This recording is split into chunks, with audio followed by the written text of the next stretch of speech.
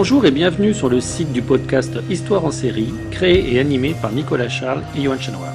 Au programme, une analyse des séries d'hier, d'aujourd'hui et de demain par des spécialistes des questions mobilisées par nos shows préférés.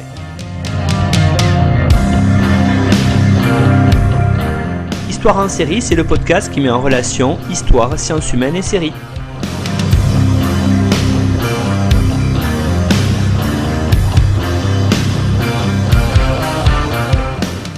Bonjour et bienvenue dans l'épisode 13 de Histoire en série où aujourd'hui on va aller en Allemagne et plus précisément en RDA avec la série Deutschland 83, alors en français Deutschland 83 et on le fera en français pendant l'émission parce que mon accent allemand je pense risque de déplaire à beaucoup. Donc je suis aujourd'hui avec Emmanuel Droit. Bonjour Emmanuel. Bonjour. Donc Emmanuel Droit, vous êtes professeur d'histoire contemporaine à Sciences Po Strasbourg, vous êtes un ancien directeur adjoint du centre Marc Bloch et vous avez été philo du centre d'histoire du temps présent de Potsdam et de l'Institut d'études avancées de Nantes. Vous êtes un spécialiste de la RDA et c'est à ce titre que je vous ai invité, et aussi de la guerre froide. Et d'ailleurs vous avez publié en 2019 une synthèse chez Gallimard qui est consacrée à l'histoire des polices politiques du bloc de l'Est, qui s'intitule Les polices politiques du bloc de l'Est à la recherche de l'international tchéquiste, paru donc chez Gallimard en 2019. Alors aujourd'hui, vous allez évoquer cette série qui a été diffusée en assez, on va dire, dans un contexte assez large, puisqu'elle a été diffusée sur France 3, qui s'appelle Deutschland 83. Alors pour commencer, est-ce que vous pourriez nous présenter un petit peu qu'est-ce qu'il en est de cette série ?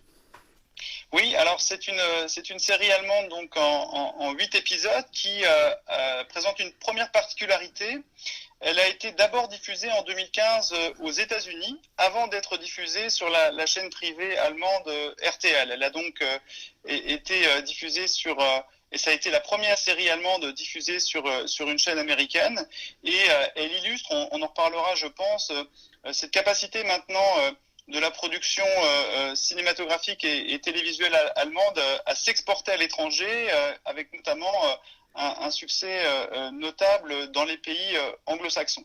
Alors, Deutschland 83, c'est une série consacrée à la dernière décennie d'existence de la RDA, avec un lieu d'observation intéressant.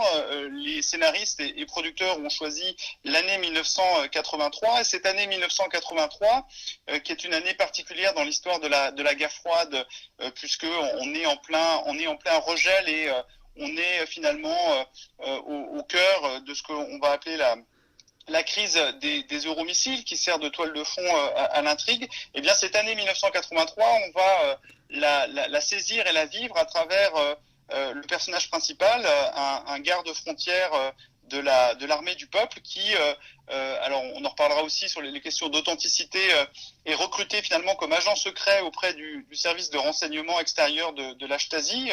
Ce renseignement extérieur est dirigé à l'époque par une grande figure de l'espionnage mondial, une figure à la fois ambivalente et intéressante à étudier, qui s'appelle Markus Wolf. Et donc ce jeune garde-frontière, qui s'appelle Martin Rauch, passe à l'ouest et va devenir Moritz Stamm, et il est envoyé à l'ouest pour devenir l'aide de camp d'un général de la Bundeswehr qui sert en fait d'officier de liaison avec les alliés américains. Il va donc infiltrer une base ouest-allemande et il va accepter cette mission moins par engagement idéologique que parce que c'est une promesse pour sa mère d'être placée sur la liste d'attente des malades en attente d'une grève du rein. Donc finalement c'est un engagement dans le monde de l'espionnage qui se fait par amour maternel, et cette série en fait va connaître un grand succès lors de sa diffusion aux États-Unis, en Grande-Bretagne, en France. Vous avez évoqué la diffusion sur France 3. La série a d'abord été diffusée sur Canal+. Par contre, ça a été caractérisé par la plupart des médias allemands comme le flop de l'année en Allemagne. Et il faudra en effet s'interroger sur ce demi-échec du côté allemand. Alors, ce qui est intéressant de cette série, c'est que vous l'avez dit, c'est une série qui se veut en plusieurs saisons. Normalement, il devrait y en avoir au moins 3, puisque une a été tournée, Deutschland 86, et qui déplace d'ailleurs l'intrigue. Vous avez peut-être évoqué 2 mots vers l'Afrique, mais je pense qu'on y reviendra dans une prochaine émission. Et puis, il devrait y avoir normalement une dernière, au moins une dernière saison pour l'année 1989. Oui, il y a cette idée finalement de suivre l'histoire, alors à la fois l'histoire de la RDA, enfin l'histoire des deux Allemagnes, l'histoire connectée des deux Allemagnes sur la période 1983-1989, sans tomber d'ailleurs dans l'ostalgie ou la dénonciation idéologique de la RDA. On est 30 ans après la fin de la guerre froide et 30 ans après la réunification. Et la deuxième série, en effet, vous l'avez rappelé, Deutschland 86, qui est sortie en 2018, a réussi le pari de déplacer l'intrigue sur un autre front de la guerre froide, qui était un des fronts principaux à partir des années 1970, qui était l'Afrique, et qui a été en effet un haut lieu de la rivalité, alors à la fois Est-Ouest, mais aussi un haut lieu de la rivalité germano-allemande, notamment dans le domaine de la politique, de la coopération et du développement. Alors, ce qui est intéressant par rapport à cette série, vous avez évoqué son succès, c'est de dire qu'elle s'est inscrite dans un contexte de production très florissant de séries allemandes à succès. Alors, on reviendra sans doute dans des prochaines émissions sur Babylon Berlin avec notamment Johann Chapoutot. On pense aussi à d'autres séries comme Dogs of Berlin que Valérie Dubslav viendra présenter ici à l'antenne. Mais il y en a d'autres, Génération War par exemple. Donc, il y a comme ça depuis les années 2010, on va dire, une certaine qualité de production allemande qui est d'ailleurs très bien relayée par les plateformes comme Netflix par exemple. Oui, on voit bien que 30 ans après sa disparition, la RDA est toujours présente. Alors elle est toujours présente à la fois sur les grands et les petits écrans du monde entier. On connaissait cette qualité de la production cinématographique allemande depuis les années 90 avec de grands succès au niveau international. Tout le monde a en tête évidemment le succès de Goodbye Lenin en 2003, l'incroyable succès de La vie des autres consacré à la surveillance de ces artistes est-allemands en 2006. Et c'est vrai que les séries commencent à investir cette histoire de la RDA avec des succès notables comme la série Berlin Weissensee. Deutschland 83 a fait le pari d'une mise en intrigue centrée sur l'espionnage et la rivalité Est-Ouest à partir du milieu des années 80. Et alors, ce qui est intéressant pour contextualiser encore plus précisément le succès de cette série, c'est que derrière cette série, vous avez un couple de producteurs, Jörg et Anna Winger. Le premier est allemand, la seconde est une écrivaine, journaliste d'origine américaine. C'est elle qui a écrit le scénario et elle se démarque beaucoup de ces séries qui jusqu'à présent étaient, ou de ces films qui étaient souvent marqués par une dimension d'éducation politique.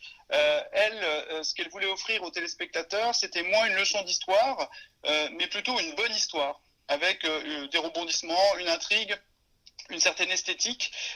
C'est ce qui explique peut-être aussi le succès relatif en Allemagne, où les spectateurs et les téléspectateurs sont plus habitués à des séries qui mettent l'accent sur la précision, l'authenticité, le respect du cadre historique, alors que les producteurs de Deutschland 83 ont pris un peu leurs aises avec cette dimension réaliste qui est censée aussi délivrer un message éducatif. Oui, effectivement, hein, puisque par exemple, si on revient sur la série, donc Unsere Mutter, Unsere Vater, Nos pères, nos mères, Génération War traduit à l'export, il y a une vraie précision historique qui a été saluée par beaucoup d'historiens d'ailleurs de la Seconde Guerre mondiale, et Babylon Berlin est dans la même veine. Alors après, bon, les acteurs, ce qui est intéressant aussi, c'est qu'on va peut-être en reparler plus tard, les acteurs se retrouvent d'une série à succès à l'autre, et on en voit quelques-uns d'ailleurs dans Deutschland 83, hein, notamment Victor de Génération War, on le retrouve comme un des amis, vous l'avez dit, de Martin dans la série Deutschland 83. Donc il y a quand même aujourd'hui une vraie identité allemande au niveau du film et des séries. Avec aussi peut-être aussi un vrai renouveau des studios à Berlin par exemple. Oui, il y a incontestablement un vrai renouveau avec différentes veines, différentes influences, différentes écoles. On voit bien que au niveau niveau cinématographique, les films de Christian Petzold sur l'histoire allemande s'inscrivent pas dans la même veine que La vie des autres. On voit bien qu'au niveau des séries, là aussi, les références sont pas les mêmes. Et dans Deutschland 83, il y avait la volonté un petit peu de casser les codes des séries allemandes pour proposer quelque chose de plus frais, de plus dynamique et de plus neuf en fait. Alors, si on rentre maintenant véritablement dans l'étude de la série, en regardant les aspects historiques et puis la façon dont est représentée cette relation qu'il y avait entre RFA et RDA, puis les personnages eux-mêmes, on voit tout d'abord qu'on est, vous l'avez évoqué en introduction, en 1983, au cœur des tensions Est-Ouest avec ce regel à nouveau. Oui, alors là aussi, Deutschland 83 fait le choix novateur d'explorer la guerre froide. Alors, dans un cadre germano-allemand, en ce sens, c'est pas révolutionnaire, puisque l'Allemagne constitue par excellence l'un des principaux terrains de la rivalité américano-soviétique, notamment pour la première partie de la guerre froide entre 1947-48 et 1961. Mais le choix novateur, c'est de prendre les années 80, qui sont un petit peu le parent pauvre de cette mise en scène de la guerre froide. Alors on a quelques films, quelques grandes références des années 80 notamment, qui témoignent de l'intérêt de la production cinématographique pour cette période, mais du point de vue des séries, c'est plutôt inédit. Et ce qui est intéressant, c'est que donc c'est la crise des euromissiles qui sert de toile de fond à l'intrigue de la série, avec ce grand exercice de l'OTAN, Ebola Archer, qui était censé simuler toutes les étapes, tous les mouvements d'une escalade nucléaire. Et dans l'atmosphère tendue qui dominait alors à l'époque, où on avait d'un côté un président des États-Unis, Ronald Reagan, qui multipliait les démonstrations rhétoriques de rivalité ou de relance des tensions, et de l'autre côté un pouvoir soviétique sclérosé, affaibli, notamment par des problèmes de succession, puisque entre 1982 et 1984, en l'espace de 18 à 24 mois, on a trois secrétaires généraux du Parti communiste qui se succèdent. Et donc cette toile de fond, elle est intéressante parce que elle nous replonge dans ce début des années 1980, dans cet ordre bipolaire qui nous paraît tellement exotique et tellement lointain, et elle remet sur le devant de la scène, évidemment, les angoisses, les peurs collectives autour d'une catastrophe nucléaire, puisque cet exercice, en fait, Able Archer, a été à un moment considéré par les soviétiques comme une vraie attaque atomique dissimulée, et donc on aurait pu en effet basculer dans une crise nucléaire semblable à celle de la crise de Cuba, et en fait c'est cette méfiance réciproque qui a fait qu'on a frôlé la catastrophe nucléaire. Donc les scénaristes se sont inspirés de ce contexte pour mettre au cœur de cette intrigue ce jeune garde-frontière. Alors, ce qui est intéressant aussi dans la série, c'est qu'on voit bien l'espionnage. Et d'ailleurs, est-ce que Martin, donc, son personnage-là, n'a pas été inspiré de faits réels? Alors certainement que les scénaristes se sont inspirés de l'histoire de plusieurs espions est-allemands qui, à l'instar de Rainer Rupp, ont transmis des informations vitales démentant les rumeurs d'attaque nucléaire contre l'Est, là où Deutschland 83 s'éloigne un petit peu de cette ligne réaliste, soucieuse d'authenticité.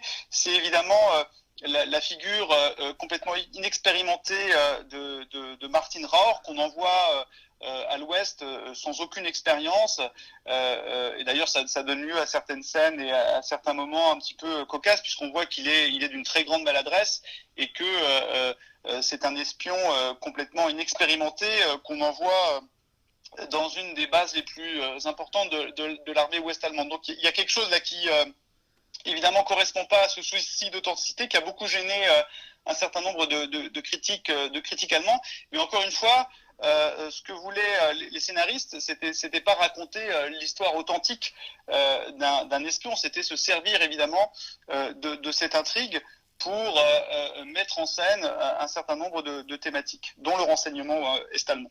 Alors justement, hein, venons-en à ce fameux renseignement est-allemand dont vous êtes un des spécialistes.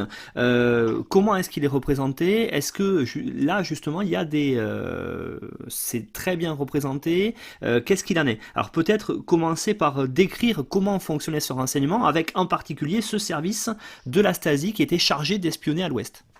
Oui, alors ce qui est intéressant aussi dans Deutschland 83, c'est que on nous présente le renseignement extérieur de ce ministère pour la sécurité de l'État. La Stasi, elle est associée à ces bâtiments tentaculaires de la Normannenstraße, elle est associée à la surveillance de la population, et d'une certaine manière, la vie des autres a indéniablement contribué à enraciner dans les représentations collectives des gens cette image d'une Stasi omnipotente et toute puissante. Et là, on a avec ce qu'on appelle la Hauptverwaltung für Aufklärung, donc le service de renseignement extérieur, une autre facette de cette police, incarnée par cette figure légendaire qui est Markus Wolf. Alors dans le film, il y a une allusion au responsable du service de renseignement extérieur est-allemand à travers la figure du général Fuchs, qui est joué par Uwe Preuss. Et c'est vrai que dans la représentation de ce service qui a été considéré jusqu'à la fin de la guerre froide comme l'un des meilleurs services d'espionnage au monde, il y a quelques erreurs ou il y a quelques limites. Il y a un manque d'authenticité qui avait été relevé par un certain nombre de critiques, mais je vous le dis, là encore, c'était pas l'objectif essentiel pour les scénaristes. Ce qui est intéressant, c'est évidemment de voir que ce Martin Rauer, il incarne finalement un de ces 3000 agents de la Stasi qui ont travaillé sous une couverture en Allemagne de l'Ouest. Dans la terminologie de la Stasi, ils étaient appelés les éclaireurs de la paix, les Kundschafter des Friedens. Et il y avait cette idée que cet espionnage que Markus Wolf a toujours présenté par opposition au sale travail de la Stasi comme quelque chose finalement d'assez noble. Il n'y aurait pas de crimes abominables, où il n'y aurait pas de violence.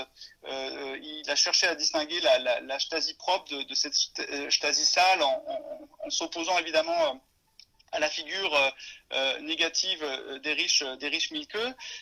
Eh bien, il y a cette idée que cet espionnage en fait défendait des idéaux et des causes justes. La cause du pacifisme, la cause finalement de la paix dans le monde, par opposition à un espionnage impérialiste américain qui lui serait affublé des caractéristiques les plus négatives. Donc on a un service de renseignement extérieur qui est mis en scène dans ce film. Il faut savoir que ce service avait été créé au début des années 50, qu'il a travaillé jusqu'en février 1990 et que il a travaillé notamment à installer des espions à l'Ouest, et Markus Wolf, lorsqu'il a dirigé ce service, il l'a dirigé pendant 34 ans, de 1952 à 1986, date à laquelle il a décidé de prendre sa retraite. Eh bien, la Stasi, à travers son service de renseignement extérieur, a pu s'enorgueillir d'un certain nombre de grands succès, dont le plus important est évidemment cette figure de Günther Guillaume, cet espion placé auprès du chancelier Brandt et qui contribua à la chute du chancelier social-démocrate en 1974. Alors, ce Markus Wolf, pour y insister quelques minutes de plus, c'est quand même une très grande figure de la RDA, avec une famille qui est issue d'une famille qui est totalement dédiée, j'allais dire, à la RDA et au communisme. Oui, il s'inscrit dans une famille qui est une famille d'intellectuels. Il est le fils d'un dramaturge et d'un dirigeant communiste, Friedrich Wolf. Friedrich Wolf a été le premier ministre de la culture en RDA. Son frère, le frère de Markus Wolf, s'appelle Konrad, et Konrad Wolf a été l'un des grands réalisateurs des studios publics est-allemands de la DEFA. Et la trajectoire de cette famille Wolf, eh bien, elle traverse évidemment toutes les tragédies et les vicissitudes de ce court XXe siècle, puisque cette famille de communistes doit se réfugier en 1933 à Moscou pour fuir le nazisme. Et donc, le jeune Markus Wolf va passer 11 ans en Union soviétique. Il va notamment, et ça va être un avantage très important, maîtriser la langue russe. Il va revenir en 1945 dans les rangs de l'armée rouge et il va être promu à la tête de ce service de renseignement extérieur dès 1952, donc soit 2 ans après la création du ministère pour la sécurité de l'État. Il va bénéficier de nombreux appuis au sein du KGB. Il va avoir des relations extrêmement compliquées avec Erich Mielke parce que tout les sépare. Markus Wolf est cultivé, il parle le russe, il est fin, il vient d'une famille d'intellectuels. Erich Mielke, lui, vient d'une famille populaire et il ne doit finalement son ascension qu'à sa loyauté envers Walter Ulbricht. Donc tout oppose ces deux hommes et c'est vrai que Markus Wolf est non seulement une figure qui va contribuer à faire de ce service de renseignement l'un des meilleurs services au monde, avec une part de mystère qui a longtemps plané autour de lui, puisque son visage est resté une énigme jusqu'en 1979. On l'a longtemps appelé l'homme sans visage. Et à partir des années 80, il rêve en fait d'une forme de réforme du socialisme. Il est plutôt partisan d'un socialisme à visage humain. Et alors il tentera en 1989, lors des manifestations de l'automne, d'apparaître comme une des figures alternatives possibles, mais il va très vite se rendre compte que c'est une figure associée à la Stasi et donc politiquement il n'a aucun avenir et il va consacrer le reste de sa vie à façonner, à se battre d'abord d'un point de vue judiciaire dans les tribunaux et puis surtout à façonner son image à travers ses mémoires. Alors vous l'avez dit, hein, qu'aujourd'hui pour travailler sur cette HVA, comme pour travailler sur le reste de la Stasi, les archives ont été en partie détruites. Alors comment vous faites vous en tant qu'historien et comment ont pu faire peut-être les scénaristes pour travailler là-dessus puisque le matériau a été quasiment systématiquement détruit?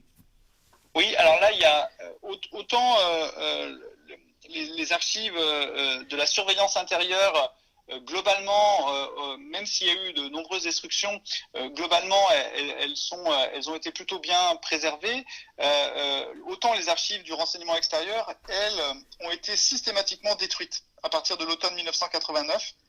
Et donc, sur environ 111 km linéaires d'archives, on a seulement 45 mètres linéaires d'archives dédiées au renseignement extérieur. Parce que ce service du renseignement extérieur a cherché à détruire à partir de l'automne 89 tous les dossiers de manière à protéger ses espions. Alors ils n'ont pas eu le temps de tout détruire et certains documents de façon mystérieuse ont même été récupérés par la CIA au moment de la chute du mur.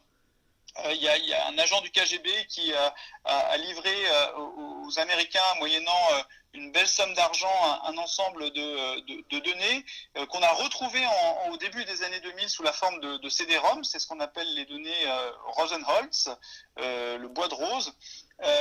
Et les Américains ont restitué à l'Office fédéral chargé donc des archives de la Stasi ces CD-ROM qui contiennent le nom des agents et ça permet en partie d'étudier les répercussions à l'ouest de l'espionnage est-allemand, mais on a beaucoup de trous dans ces données.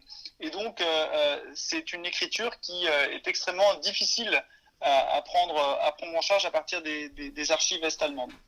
Alors justement, en termes numéraires, des Martin Rauch, il y en a combien qui sont en RFA au moment de la chute du mur?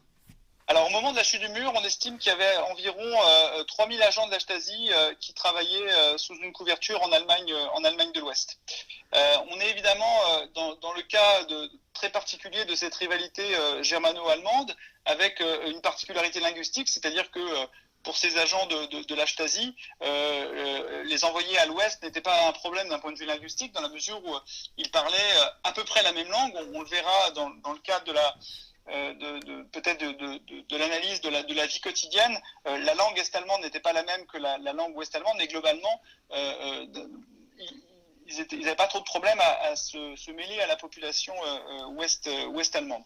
Et donc, on a environ 3000 agents. Alors, on a beaucoup de de personnes d'Allemands de l'Ouest qui sont aussi recrutées et qui agissent par idéalisme, par opposition à cette République de Bonn qu'ils associent à un régime capitaliste et impérialiste. On a aussi, et en ce sens, Martin Rohr, on le voit dans la série, incarne un petit peu cette figure du Roméo, c'est-à-dire que beaucoup d'agents étaient chargés, après avoir ciblé des femmes secrétaires esselées, mais qui étaient placées dans des institutions stratégiques comme l'OTAN, eh bien ces fameux Roméo séduisaient ces secrétaires esselés pour obtenir un certain nombre d'informations, pour accéder en fait à des documents top secrets. Alors, ce qui est intéressant, hein, vous l'avez un petit peu évoqué tout à l'heure dans cette série, c'est l'angle d'attaque choisi, c'est-à-dire cette idée que l'Allemagne de l'Est infiltrait l'Allemagne de l'Ouest. C'est des choses cinématographiquement qui ont été peu représentées. Vous l'avez dit, des histoires de personnes qui passent de l'autre côté du mur. Hein. On en a vu encore avec le film Balloon, par exemple, Westwind, Der Tunnel. Il y a beaucoup de films sur ça, mais sur cette idée d'infiltrer l'Ouest, il y en a quasiment pas.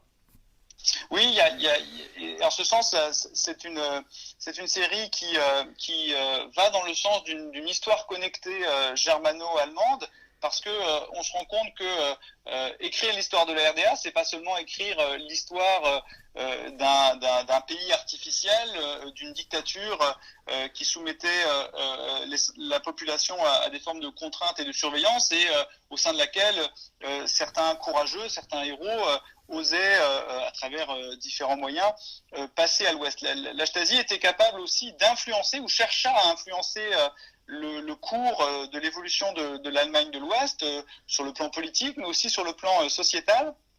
Et on le voit bien à travers la figure de Tisch Beers, joué par Alexandre Beyer, donc cet agent en place à l'université de Bonn. Dans le contexte de cette seconde guerre froide, la Stasi était très attentive à l'existence de ces mouvements pacifistes post-68 qui constituaient pour la Stasi une priorité dans ces opérations de déstabilisation ou de lutte contre l'installation des missiles américains Pershing II. Et donc la Stasi a contribué, à travers des agents envoyés en Allemagne de l'Ouest, à diffuser des slogans, à financer des groupes comme les Médecins contre la mort atomique, à financer des publications hostiles à la double décision de l'OTAN de décembre 1979 qui impliquait l'installation de ces fameux missiles américains sur le sol ouest-allemand. Des militants pro-communistes ouest-allemands ont été utilisés par la Stasi pour lancer de grandes campagnes, comme la campagne du célèbre appel de Krefeld qui avait été lancée en 1980, qui avait récolté plus de 4 millions de signatures et qui avait même obtenu le ralliement de figures de proue du mouvement des Verts. On est au tout début du mouvement écologique, et des figures comme Petra Kelly, par exemple, se sont ralliées à ce mouvement sans savoir que la Stasi était nécessairement derrière. Donc on voit bien que la série donne à voir la manière dont la Stasi cherchait à alors, organiser, c'est un petit peu exagéré, mais elle cherchait en tout cas à manipuler les mouvements pacifistes et à les engager dans une direction anti-américaine. On le voit aussi à travers un mouvement qui a été lancé par la Stasi qui s'appelait les Généraux pour la paix, une organisation fondée en 1980, financée et manipulée par le renseignement extérieur. Et donc cette figure de Tisch Beer, elle est vraiment authentique dans le sens où elle rappelle énormément la figure d'un officier de la Stasi qui a travaillé comme enseignant à l'université technique de Darmstadt, près de Francfort, qui s'appelait Gerhard Kade, et qui, sous le nom de code Zuper, travaillait pour la Stasi et travaillait à structurer ces mouvements pacifistes anti-américains, à organiser des renseignements, à organiser des rassemblements et à obtenir ou à chercher des financements, et à délivrer des mots d'ordre, comme ce célèbre mot d'ordre de l'époque, Lieber rot als tot, plutôt rouge que mort. Et en ce sens, la série Deutschland 83, elle jette un regard intéressant sur cette manipulation des mouvements pacifistes. Alors, ce qui est aussi, ce qu'on voit très bien dans cette série, et d'ailleurs qui est très intéressant, c'est qu'elle permet de comparer une approche très comparative, d'ailleurs, des sociétés est-allemandes et ouest-allemandes. D'habitude, soit au cinéma, soit dans une série, on a un côté ou l'autre, mais là, on peut, dans un même épisode ou dans la même série, appréhender les deux, et de voir finalement qu'on est face à des sociétés de consommation qui sont assez asymétriques. Oui, c'est là aussi, à mon sens, une des grandes réussites de ce film, malgré toutes les limites liées à un manque d'authenticité. Il y a pour la première fois la volonté de montrer une histoire qu'on pourrait qualifier à la fois de parallèle et d'asymétriquement connectée. C'est-à-dire que on nous dépeint dans un même épisode la vie quotidienne à travers les deux familles, la famille ouest-allemande Edel et la famille de Martin. On nous dépeint finalement les deux sociétés avec cette asymétrie dans la mesure où on le voit très bien. Pour la société est-allemande, la société de référence, c'est l'Allemagne de l'Ouest, alors que pour la famille Edel, la RDA, la société est-allemande, ne joue mais alors aucun rôle dans leur horizon d'attente ou dans leur représentation. C'est même plutôt une terra incognita. Et donc, on a comme ça... la série nous montre ces modèles de société de consommation asymétrique, c'est parfois d'ailleurs très, très drôle, et ça va même jusqu'à, et en ce sens, pour le coup, c'est vraiment très réaliste, ça va jusqu'à cet apprentissage nécessaire que Martin doit faire au niveau de la langue, c'est-à-dire que on a, avec la guerre froide et la division en deux États artificiels, finalement deux sociétés qui, à partir des années 50, divergent selon des modèles de société, quasiment des modèles civilisationnels antagonistes.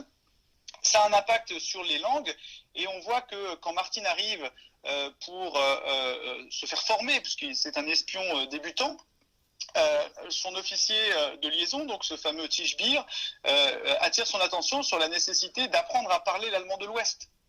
Et cette expérience de l'apprentissage d'une nouvelle langue, qui anticipe d'ailleurs ce que vont connaître tous les Allemands de l'Est à partir de la réunification, on le voit très rapidement évoqué. Martin ne doit plus dire Kaufhalle pour dire supermarché, mais Supermarkt. Il ne doit plus dire Schrippen pour les petits pains, mais Brötchen. Plasteux se dit plastique. Et tout ça, il doit l'apprendre. Et évidemment, quand il débarque dans un supermarché ouest-allemand, flanqué de son t-shirt Puma et de ses baskets Adidas, il est étonné par l'abondance, par cette société de consommation de l'Ouest.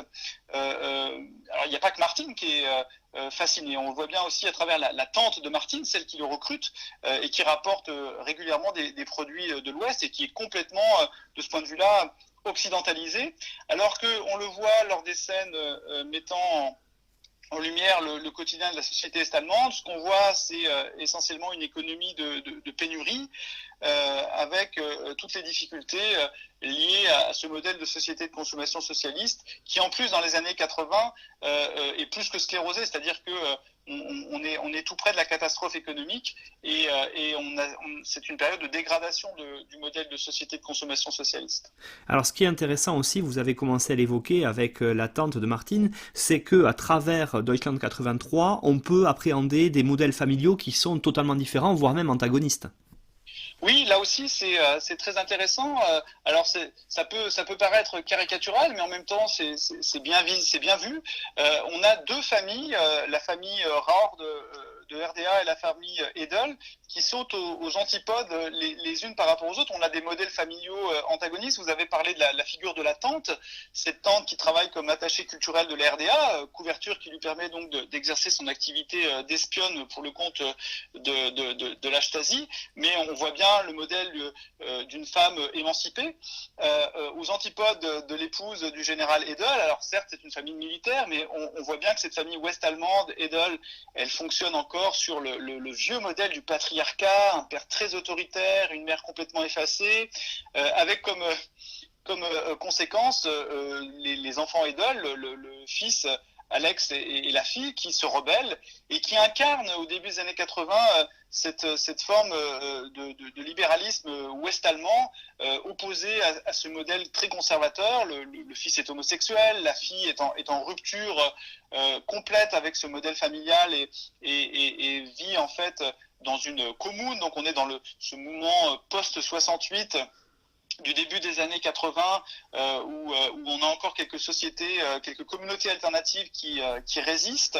Et de l'autre côté, on a cette famille est-allemande rare qui est pas non plus une famille complètement ordinaire de RDA.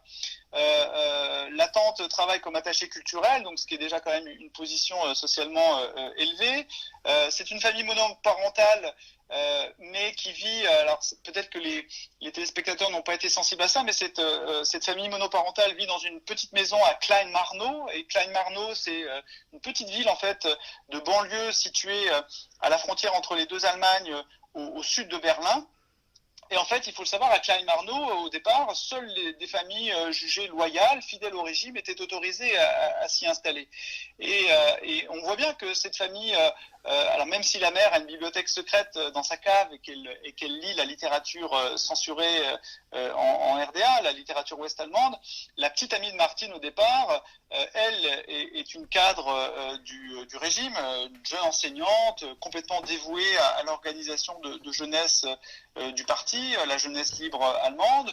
Même Martine, vous le voyez, au départ, même si on sent bien que l'idéologie n'est pas nécessairement au cœur de son engagement, il sert dans une unité de garde frontière où servent essentiellement des gens dont on est sûr de leur engagement politique. Mais on voit donc qu'à la fois les engagements politiques sont différents et surtout que les modèles familiaux sont aux antipodes les uns des autres. Alors, ce que moi j'ai trouvé aussi très intéressant dans Deutschland 83, et d'ailleurs qu'on retrouve dans d'autres séries ou mini-séries allemandes, hein, je pense notamment au Preis der Freiheit, le prix de la liberté qui est sorti récemment sur ZDF, c'est l'importance dans les années 80 de la musique, et ça, ce contexte musical est très bien, je trouve, mis en avant dans Deutschland 83. Oui, je partage entièrement votre avis. C'est certainement le grand point fort de cette série, c'est de réussir finalement aussi à travers la musique à nous raconter un moment d'histoire. Parce que la musique à l'époque de la guerre froide, on est d'un point de vue historique au sortir de cet épisode, de cet épiphénomène punk, et la musique est un moyen dans la première moitié des années 80 de dénoncer la course aux armements, de dénoncer la peur d'un cataclysme nucléaire ou d'une guerre thermonucléaire. Et on a beaucoup de références dans la série à ce mouvement musical qui, avec beaucoup de synthé, s'engage d'un point de vue politique contre la course aux armements ou contre cette seconde guerre froide. Et cette dénonciation, elle vient s'inscrire dans ce contexte musical donc du post-punk avec un mélange de pop et de musique électronique qu'on connaît en Allemagne sous le nom de Neue Deutsche Welle. Et c'est vrai qu'on a beaucoup de chanteurs ou de groupes que les producteurs ont mobilisés pour accompagner de manière très intéressante ce film. Alors il y a évidemment le grand tube pacifiste que tout le monde connaît, de la chanteuse Nena 99 Luftballon, une chanson antimilitariste et antinucléaire qui exprime vraiment le sentiment de révolte de cette génération en fait post 68. Les chansons allemandes, on a une autre chanson allemande qui ouvre le générique de la série et qui est un hommage à Space Oddity de David Bowie, de Peter Schilling, Major Tom, qui est un grand succès international de ce chanteur allemand. On a d'autres chansons anglo-saxonnes qui viennent compléter ces chansons allemandes, le Sweet Dreams de Eurythmics, les Cure, les Tears for Fears sont mobilisés, et c'est vrai que une des grandes réussites de cette série, c'est de nous replonger en fait dans l'univers musical de l'époque, alors qu'on a trop souvent aujourd'hui tendance à réduire à une surutilisation du synthé et finalement à une absence d'engagement politique, alors que cette décennie 80 elle est marquée par une repolitisation en fait de la musique.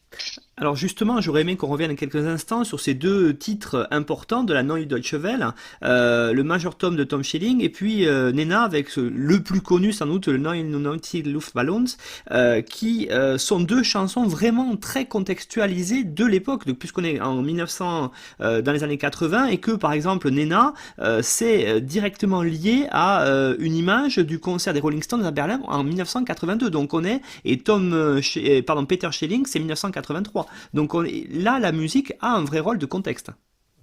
Oui, la musique est vraiment adaptée au contexte de la série et colle parfaitement à cette volonté de prendre 1983 comme lieu d'observation de la guerre froide et de la rivalité franco-allemande. Alors, vous avez raison de rappeler que l'origine de la chanson 99 Luftballon est liée en fait à cette expérience ou à cette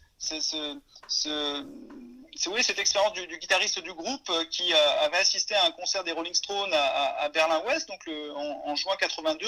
Il y avait eu un lâcher de ballon à la fin du concert et donc le guitariste du groupe Nena avait imaginé que ce lâcher de ballon, s'il passait le mur, pourrait provoquer une guerre si ces ballons étaient interprétés de manière paranoïaque comme une manœuvre visant à détourner l'attention de l'ennemi. Et donc il a écrit cette chanson sur la base de ce et si des ballons franchissaient le mur de Berlin et si les soviétiques et la RDA réagissaient ou surréagissaient, qu'est-ce qui se passerait? Et donc c'est vrai que cette chanson antimilitariste et antinucléaire colle parfaitement avec son époque. Quant à la chanson Major Tom de 1983, ce qui est intéressant, c'est évidemment le lien aussi qui est fait avec David Bowie, qui a vécu à Berlin-Ouest, qui a composé une partie de ses plus grands succès dans la partie ouest berlinoise de la capitale allemande. Et Peter Schelling, là aussi, le choix d'ouvrir le générique de la série par cette chanson, c'est évidemment un clin d'œil à David Bowie. Alors ce qui est aussi très intéressant, et je pense c'est ce qui a fait le succès international de Deutschland 83, vous l'avez dit, c'est la reprise de chansons anglo-saxonnes que tout le monde connaît et qui mettent véritablement en valeur le contexte de la série. Vous avez évoqué Eurythmics, The Cure, Tears for Fears, pour ne parler que d'eux, c'est vraiment cette idée-là qui est très intéressante et la conception internationale de la série, on la voit tout de suite à travers la musique. Oui, le choix a été fait évidemment de miser sur j'allais dire presque des lieux de mémoire de la pop électronique anglo-saxonne qui traversent ces époques. Mais alors moi, ce que j'ai trouvé particulièrement intéressant, c'est tout le monde connaît les airs de ces chansons, que ce soit Sweet Dreams ou Boys Don't Cry de Cure ou Mad World de Tears for Fears. Mais si on reprend ces chansons, qu'on regarde leur contexte de production et leur thématique, au-delà finalement de leur capacité à transcender les époques. Si on prend l'exemple de Sweet Dreams, par exemple, qui est le grand succès, le premier grand succès et qui contribue à la percée médiatique de Dave Stewart et d'Annie Lennox, c'est d'avant tout une chanson de survie. Si vous reprenez les paroles de la chanson, le duo Lennox-Dave Stewart nous interpelle sur l'état du monde en disant que ça ne peut pas être pire. Le fait évidemment de mettre en valeur dans la série la figure d'Alex, l'homosexuel, si vous la couplez évidemment à une chanson des Cure comme Boys Don't Cry, ça permet d'aborder tous les bouleversements liés à la question et à la remise en cause de certaines formes de masculinité autoritaire et virile incarnée par le général, le père d'Alex, et ça permet d'aborder la question de la masculinité et des attentes envers les hommes, puisque la chanson du groupe met l'accent sur la difficulté de garder ses émotions pour soi quand on est un homme. Mad World va dans le sens de Sweet Dreams, c'est-à-dire que dans cette première moitié des années 80, marquée par cette course aux armements entre l'Union soviétique et les États-Unis, on a l'impression évidemment que le monde court à la catastrophe. Et c'est d'autant plus intéressant que on voit bien qu'aujourd'hui, dans ce contexte post-guerre froide, incertain, imprévisible, où on a perdu pas mal de repères. On a plutôt tendance, nous, aujourd'hui, enfin un certain nombre notamment de commentateurs de l'actualité, de journalistes, eux, ils idéalisent presque l'époque de la guerre froide, avec un ordre bipolaire stable, où finalement le comportement des acteurs est plutôt prévisible. Et l'intérêt de la série, c'est de nous remettre finalement dans le contexte de l'époque, un contexte qui est marqué par la peur du lendemain et de nouveau ces angoisses autour d'une guerre thermonucléaire. Bien, ben Emmanuel Droit, je vous remercie pour cette excellente présentation de Deutschland 83 qui, on l'aura compris, malgré des erreurs ou plutôt des passages assez rapides sur les faits historiques, permet quand même pour le spectateur d'appréhender de façon assez précise ce contexte de guerre froide et de tension Est-Ouest, y compris entre les deux Allemagnes, RFA et RDA. On vous remercie beaucoup, puis à bientôt. Merci, au revoir.